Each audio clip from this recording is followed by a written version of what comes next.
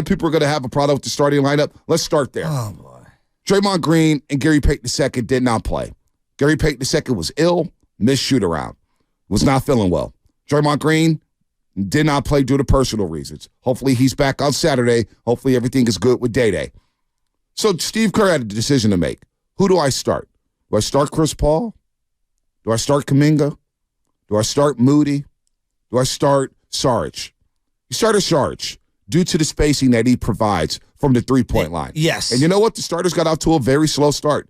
But here's my proposition, even with Andrew Wiggins, because I'm sure we're going to have an Andrew Wiggins conversation at some point, because in the first half, he was just lost. He was bad, but I thought he was better in the fourth quarter. Yeah, that's what I was going to get to. He was a lot better in the second half. I thought he was a lot more aggressive in the second half. He's trying to find his way. Yes. But even if he struggles, I'm okay with just leaving Wiggins in the starting lineup. Why? Because I don't want to break up this bench. I'm with you. We have a good thing going with Chris Paul, Kuminga, Moody, Saric. And it's not easy playing with Steph and Clay for a youngster like Moody or Kuminga. Now, Moody stepped in and started against the Pelicans and played really well for Klay Thompson. Really He's played some really good basketball. But right now, I don't want to break up this bench. So, Wiggins, you're going to have runway to figure it out with the starting lineup. And we're seeing signs of him trying to break out of it. Yeah. There's some shot makings he's got to hit, some floaters, some baby hooks that will fall. The effort level was better. The effort level was a lot better. You saw him scrapping there. So the starters got to get off to a better start here. I agree. They got out to a slow start. They're down 23-13. Steph goes out of the basketball game, and what do you know? Chris Paul and the youngsters go out there and stabilize the basketball game and get the Warriors back into it. And let's not sleep. I thought Klay was really good in this game.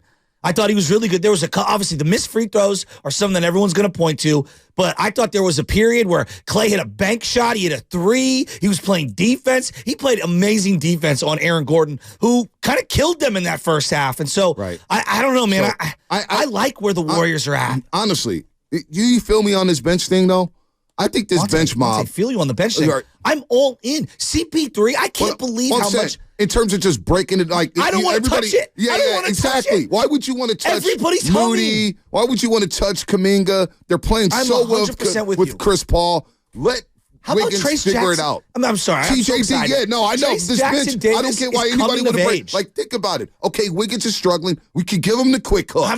You can sub him out. I'm not worried about Wiggins. This bench unit playing together with Kuminga, Moody, they get to watch the first 5 minutes, the first 6 minutes, and then they figure it out. Now it's all about closing lineups to me in the second half. Agreed. You saw Kuminga there in crunch time. You saw some Moody there in crunch time. These are growth moments for them. But I don't want to break up the bench unit right now. They're the stabilizing force for this basketball team. So let Wiggins try to figure it out the starting lineup. It's not going to kill you. No, he's not killing you in the starting lineup. No, I'm 100% with you. And then like down the stretch, okay, personally I believe, and I know no one wants to hear ref talk, I thought the Warriors got a horrific whistle on the 50-50 out-of-bounds balls. I counted 5 that could have gone in either direction. None went to the Warriors. There was the goaltend.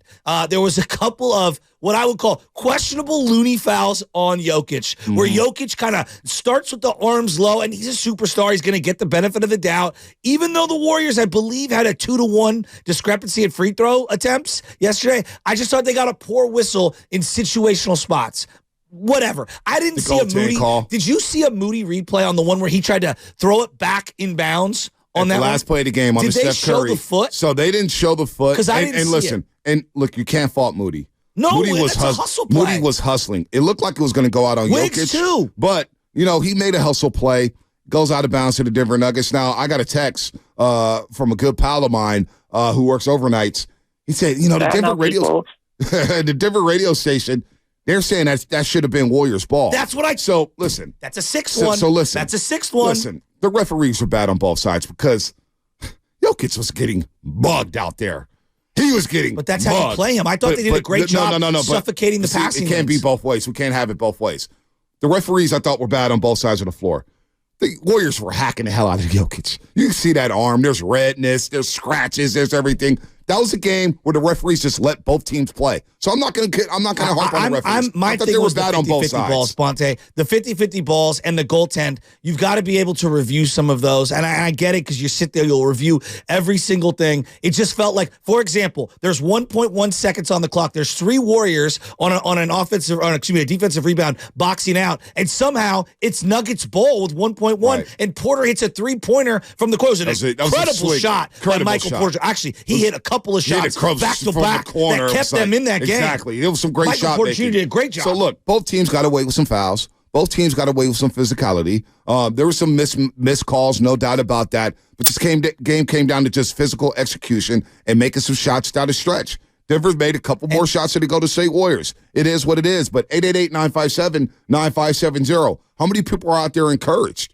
How many people are out there discouraged? They passed the eye test. That's what I would say. Like, again, no one is sitting here saying they're the number one team. They can't be beat. No, I'm just saying, like, from last year to this year, you've got a bunch of grizzled champions, and then you sprinkled in CP3, who is one of the all-time IQ guys, and then you got a bunch of young players that feel empowered, and looks like, to me, they're all ascending. Like, TJD, to go and do what he did against Jokic and to see the growth within the game in just the first couple of weeks, he's giving me everything I was praying that Wiseman could give me, and then some. He's physical, he's thick, he's got good feel, he's got good hands, he understands how to box out, he's a willing passer. Moody seems like he's doing all the hustle things that I need. He's got a brilliant little three-point shot going on right now. Kuminga's doing smaller, better things. He's guarding on the perimeter. He's giving you everything that Wiseman... Steph was mediocre yesterday by Steph standards. Well, listen, Kentavious Caldwell-Pope, and this goes back to the Detroit days.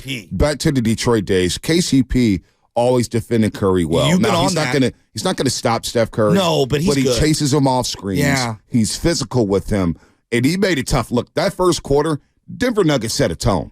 Like, we need to put some respect on Mike Malone. Mike Malone's got this team ready to roll. They're 8-1. And that's the bar in the Western Conference. They are number one right now. They're defending champions, and to beat the man, or to beat a man, you got to beat the man. And right now, the Denver Nuggets are the man. And look, Aaron Gordon around the rim, he puts so much pressure on the rim. How about that? He's relentless. First play of the second half, they ran a beautiful high-low alley-oop play to him. I was like, yeah, that's a really nice play. So, Michael Porter Jr., long, physical. He had a good game. I tell you, Michael Porter Jr. is good, Shasky. He's good at that fourth option in that starting lineup. He's bought into his role, and he's a knockdown shooter. 17 points, 8 rebounds, 2 assists. Michael Porter Jr. is tough. And look, Bully was telling me again yesterday. He tells me the story every single season. When I saw Michael Porter Jr., that dude looked like a 6'10 Steph Curry in high school. And then the back injuries. He had 2 back injuries. Remember what the back injury did to Larry Johnson back in the day in the 90s? For all you youngsters out there, go Google Larry Johnson, Grandmama. And look what he did before the back injuries, and look what he was after the back injuries. Completely different player. Back injuries it's tough, man. It is a bitch. So, look, Michael Porter Jr. is coming around. Aaron Gordon putting so much pressure at his physicality in the rim. And then Jokic. How special is Jokic? All right. No, Jokic 35 points, 13 rebounds. All-time player. The outside shot was not rolling. He was 1 of 8 from the three-point line. But what does he do? The mid-range. The way he throws it up over he does the old man Bill Cartwright over the back of the head. No doubt. Straight up in the air. He's incredible, Bontemps. No doubt. But he does get gassed late in the game when you're running him in action. He's still excellent. Yeah, but I'm saying, like, he had to carry them yesterday. 100%. I mean, he had logged like 31 minutes through 3 quarters. No doubt. So he was 14 to 25. But what does he do? The adjustment he makes. The outside shots are not rolling. So you know what? He backs you down. I'm going to go down to the block, and I'm going to give you this work. And Looney, TJD, Saric, they all battled Jokic. They did what they could do. And you try to take something away, for the most part, they took away his passing. But Jokic is still special. He's going to find a way to get his. Quietly yesterday, Reggie Jackson was really good. And Reggie Jackson didn't play much in the postseason. The NBA 2K created player with the goggles and the sleeves. Reggie Jackson is a very good backup point guard for them. Oh, no doubt. No doubt about it. He had a really nice layup. He had a couple of nice steals.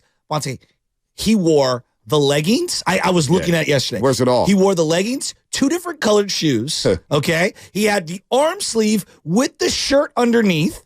And he had the headband with the goggles. Yep.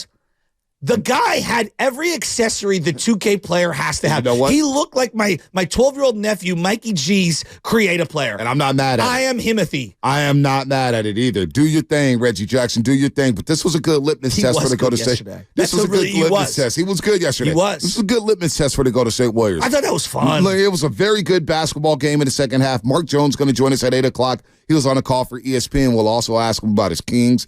Kings had to come back from a 5-point deficit with 90 seconds left just to beat the Portland Trailblazers. Boy, the Kings need De'Aaron Fox back, but that's a good win for them. The NBA's off to a rollicking start. I'm telling you, man. The NBA, the Houston Rockets blowing out the LA Lakers. Which video? Oh, it needs to go right now into a museum. It's Dylan Brooks with like just before the game. Oh, yeah. He was staring at LeBron James. Oh, my God. I love it. If you haven't seen the video, just Google LeBron, Dylan Brooks. It's one of the greatest videos I've ever seen in my life. You know what, though? Dylan Brooks playing well. You know what, though? As much as I've ripped Dylan Brooks. You do hate him. I like him. But you know what? He's hilarious. Memphis misses him.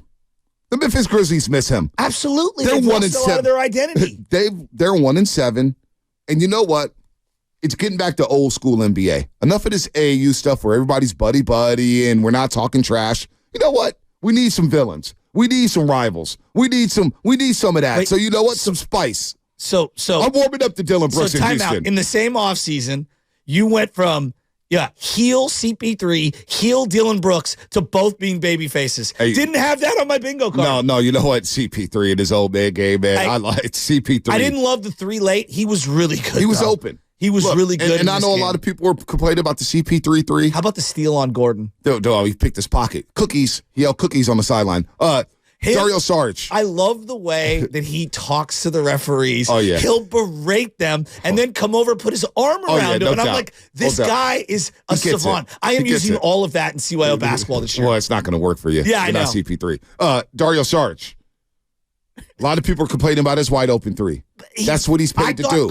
I thought it was a good sub because Kerr got the shot they wanted, which was the space 3 wide open top of the key. He's hit that this year. Like everybody wants to play the you should have played this guy, should have played that guy. Look, only 5 can play. Right. Everyone take a deep breath. Right. They're tinkering with certain lineups and they're seeing what works on a given night. They're going to go back to certain things. Everybody's pretending like Steve Kerr hasn't been in his bag this year. They're 6-3. Yeah, I know. I got a text last night. Speaking of Steve Kerr.